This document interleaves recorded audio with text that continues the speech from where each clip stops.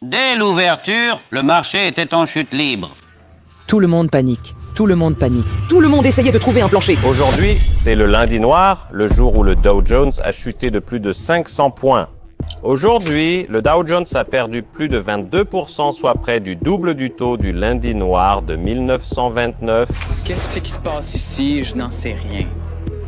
Tout à coup, ici, on a commencé à entendre des cris. Achetez, achetez, achetez, achetez! En 1987, un homme a transformé 10 000 $ en 1 100 000 en seulement 12 mois.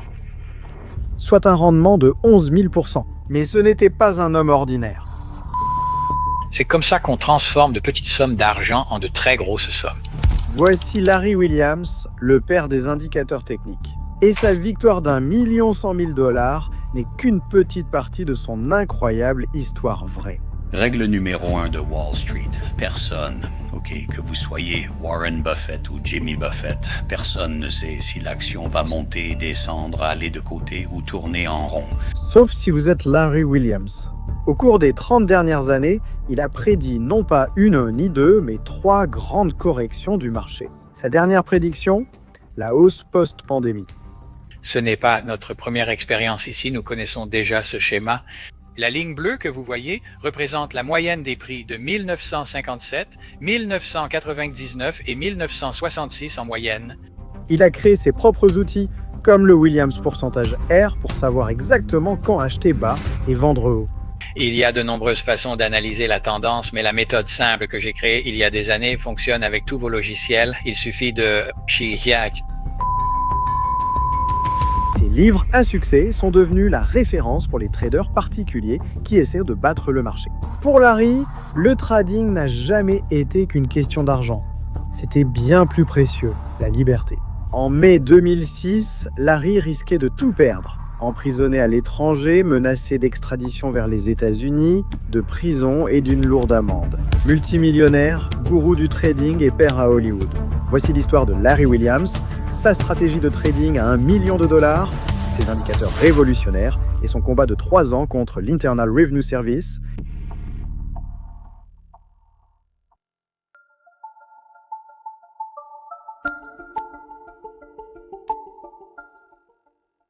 Aussi loin de Wall Street qu'on puisse l'être, Larry Williams voit le jour.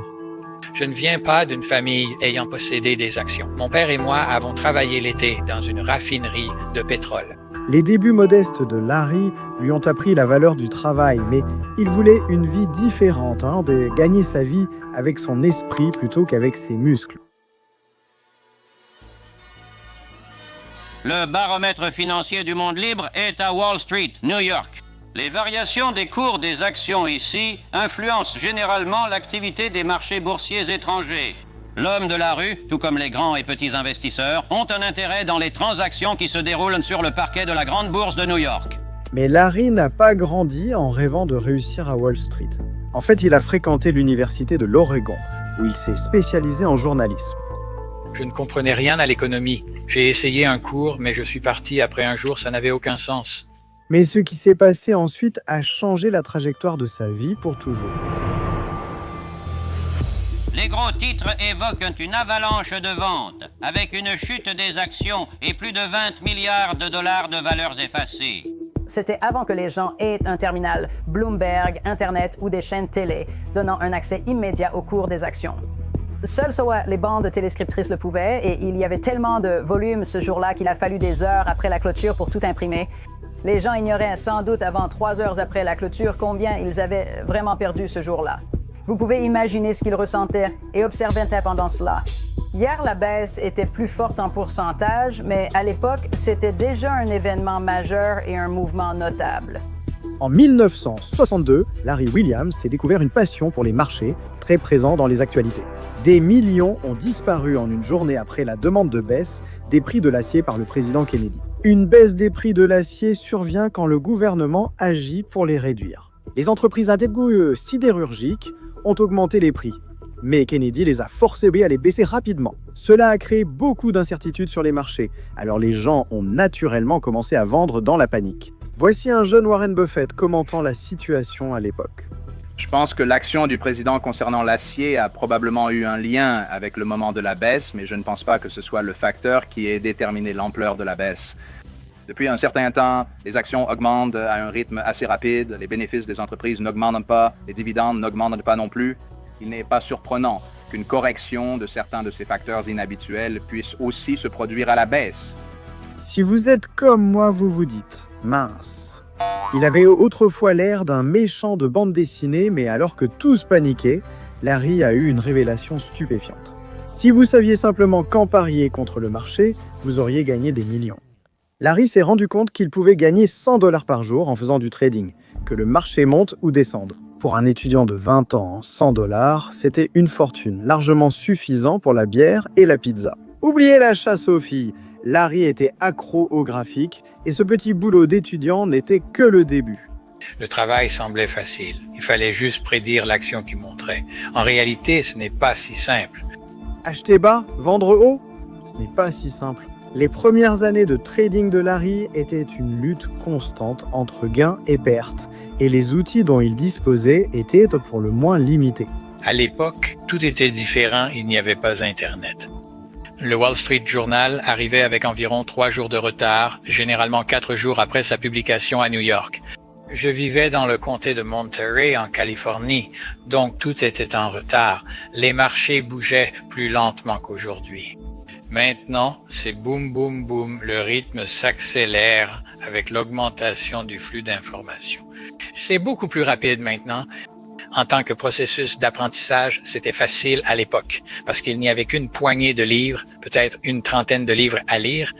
Vous savez, je suis allé à la bibliothèque de Los Angeles et de San Francisco, partout où je pouvais essayer de trouver des choses.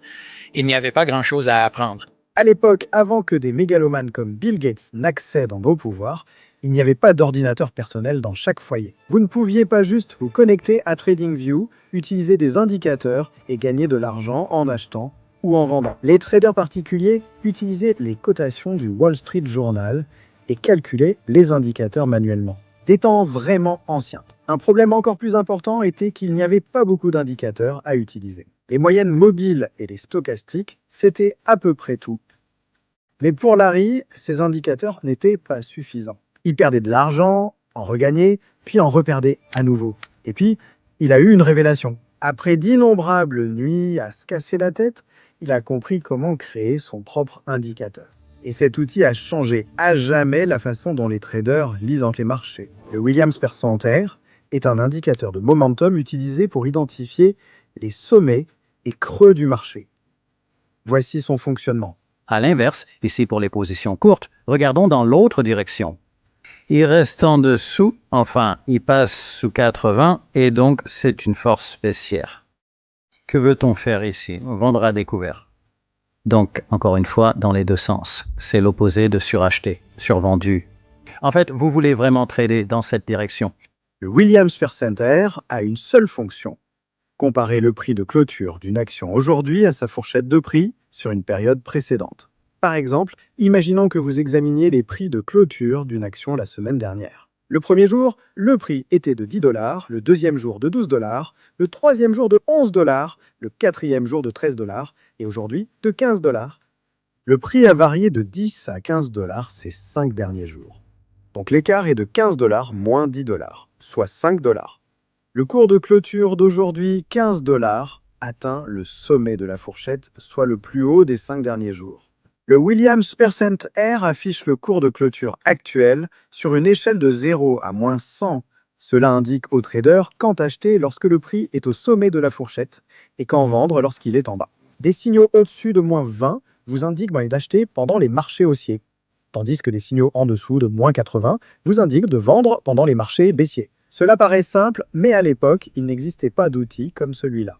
C'est pourquoi le Williams Percentaire est l'un des indicateurs de trading les plus populaires. Nous ne sommes pas ici pour analyser son fonctionnement en détail.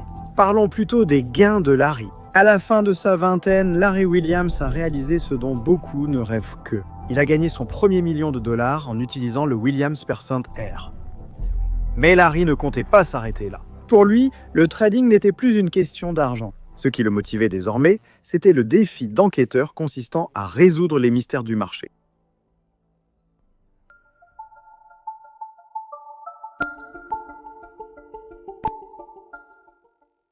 Avec son premier million à la banque, Larry a déménagé sa femme et ses enfants dans la chic ville balnéaire de Carmel, en Californie. Larry gagnait tellement d'argent qu'il a acheté un country club et l'a transformé en son centre de trading personnel. Il payait 5 000 $ par mois pour son prêt immobilier, alors que la plupart des gens, à l'époque, gagnaient 9 400 $ par an. Mais ensuite, les choses ont tourné au pire. Et cela remonte à mon ami Bill Meehan, qui était la personne qui m'a vraiment tant appris. Bill Meehan pensait que le prix du bétail allait monter. Lui faisant confiance, j'ai acheté beaucoup de bétail, mais les prix ont chuté. Je me suis dit que c'était une meilleure affaire, alors j'ai acheté plus de bétail. Les prix ont encore baissé, j'en ai acheté davantage. Et finalement, je n'avais plus d'argent pour acheter du bétail. Les prix continuaient de baisser. À cette période, puis j'avais beaucoup gagné sur le marché. Cela montre simplement que même les traders à succès peuvent faire des erreurs de débutants. À ce stade, Larry était aveuglé par sa cupidité et il a essayé d'attraper un couteau qui tombe. Au lieu de reconnaître son erreur et de limiter ses pertes, il a poursuivi le dollar cost averaging sur une position perdante. Au final, il a perdu plus d'1 million de dollars en quelques mois. La leçon à tirer de cela était A. Ne fais jamais totalement confiance à quelqu'un. Et B. La leçon que Bill m'a toujours apprise et que j'essaie maintenant de transmettre aux autres. Et c'est tout le secret pour gagner de l'argent sur le marché. Il y a deux phases à cela.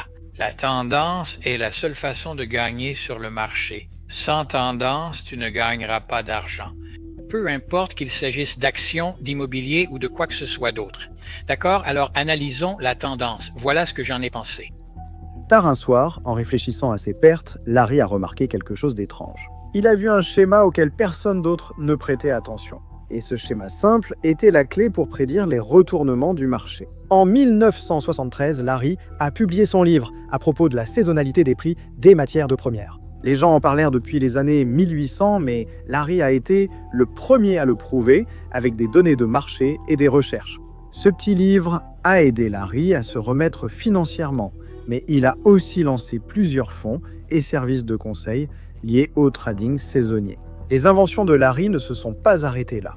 Il a continué à créer des outils aidant des milliers de traders à devenir rentables, ce qui lui a valu le surnom de père des indicateurs techniques. Mais même après avoir gagné des millions de dollars et inventé des dizaines d'outils, la plus grande réussite de Larry était encore devant lui. Et cette réussite allait définitivement asseoir sa place dans l'histoire, non seulement en tant que trader, mais aussi en tant que légende.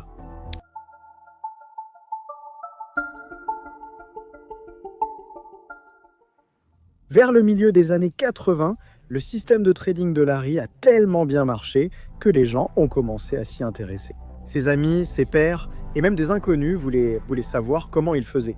C'est alors qu'il a eu une idée. Pourquoi ne pas montrer au monde ce qu'il peut faire sur la plus grande scène possible? C'était le test ultime. Le championnat du monde de trading est la compétition de trading la plus célèbre au monde. Des traders du monde entier s'affrontent pour voir qui a les meilleurs instincts et stratégies. Larry s'est inscrit avec 10 000 $ et la suite appartient à l'histoire. En 1987, beaucoup, moi y compris, disent que c'était la pire année de leur vie. Je ne veux plus revivre ça.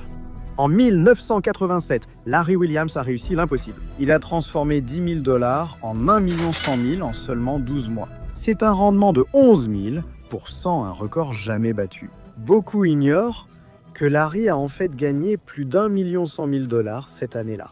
Que s'est-il donc passé? Oui, en fin d'année, les 10 000 $ sont passés à 1,1 million en trading réel. Pourquoi ne pas recommencer? Parce qu'à un moment donné, le compte dépassait les 2 millions de dollars. Les 10 000 $ étaient passés à 2,2 millions. Nous avons connu le crack de 1987.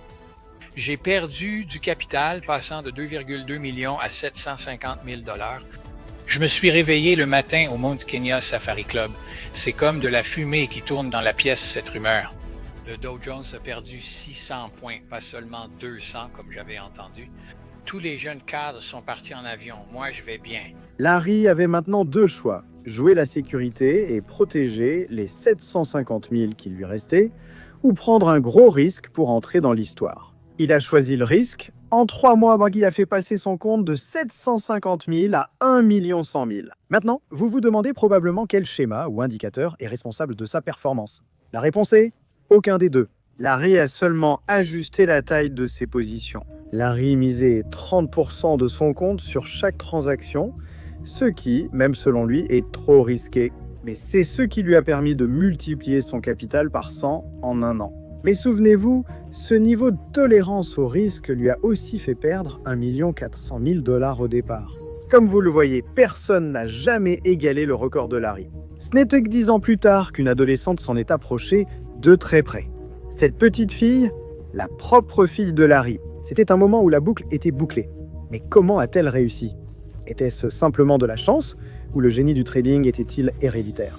J'ai fait l'école à la maison à cette fille et une partie de l'enseignement à domicile, c'était « Eh bien, tu sais, il faut savoir réparer une voiture et peut-être apprendre à trader sur les marchés. » En 1997, Michelle Williams, actrice montante, décroche son premier grand rôle dans Dawson's Creek. À seulement 17 ans, elle a participé au même championnat que son père avait dominé 10 ans plus tôt et elle a gagné. Bien qu'elle ne partage pas la passion de son père pour le trading, ses résultats parlent d'eux-mêmes. Elle a utilisé la stratégie de trading d'obligations de Larry, transformant 10 000 en 110 000 en un an, soit un rendement de 1000%. Mais elle ne risquait que 10% sur chaque transaction, ce qui est nettement moins que ce que faisait son père. Gagner des millions et coacher des traders, les passions parallèles de Larry semblaient dignes d'un film. Il a recherché les trésors perdus du mont Sinaï dans les montagnes d'Égypte. Il s'est présenté 2 fois au Sénat américain et a obtenu 44% de voix. Mais la série d'événements suivante a été, comme l'a décrit Larry, le chapitre le plus ardu de ma vie jusqu'à présent. Cette fois, il ne se battait pas contre les fluctuations volatiles du marché, mais contre tout le poids du gouvernement des États-Unis.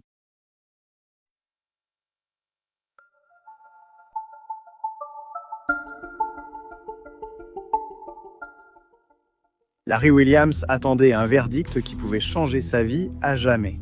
Larry Williams, millionnaire en un an, chercheur du mont Sinaï et candidat au Sénat américain, affrontait désormais le plus grand combat de sa vie. Tout a commencé par une simple question dans son esprit. Devons-nous vraiment payer l'impôt sur le revenu?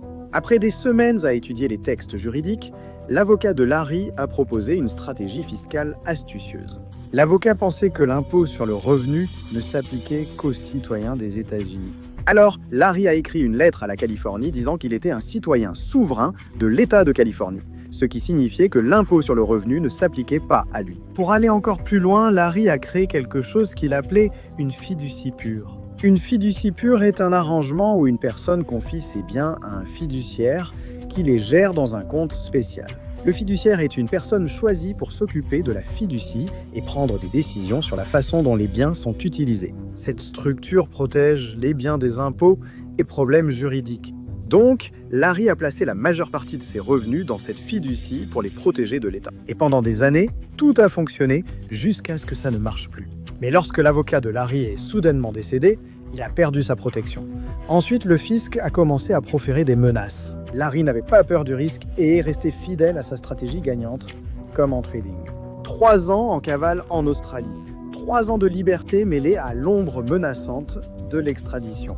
Larry vivait comme un hors-la-loi au paradis, plongeant dans la grande barrière de corail, arpentant les rues animées de la ville, toujours dans l'attente de l'appel. Puis il est arrivé. Lors de sa défense, Larry n'a pas nié les faits. Sa défense s'est simplement appuyée sur l'argument de la stupidité. Son avocat a soutenu que Larry croyait sincèrement, de bonne foi, qu'il ne violait pas la loi, qu'il pensait simplement avoir trouvé une faille juridique. Et vous savez quoi? La défense a marché. Après 3 jours au tribunal, l'accusation a proposé un accord. Larry a plaidé coupable de 3 délits mineurs et a payé une amende de 50 000 $. En plus de cela, il a accepté de rembourser les impôts et les amendes, 600 000 $ au total. Mais la partie la plus importante de l'accord, Larry est sorti du tribunal en homme libre. Aujourd'hui, Larry paye ses impôts. Il a aussi déménagé aux îles Vierges des États-Unis, profitant de superbes paysages et d'avantages fiscaux. Sa vie est une grande aventure, de la chasse au trésor ancien à la candidature à des fonctions publiques et aux batailles judiciaires. Mais la leçon la plus importante que Larry nous enseigne ne concerne pas le trading ou les impôts. Il faut prendre des risques, contourner les règles, essayer, prouver sa valeur et défendre ses convictions. C'est ce qui a fait de lui une légende. L'homme qui a affronté les marchés et le gouvernement et qui a gagné.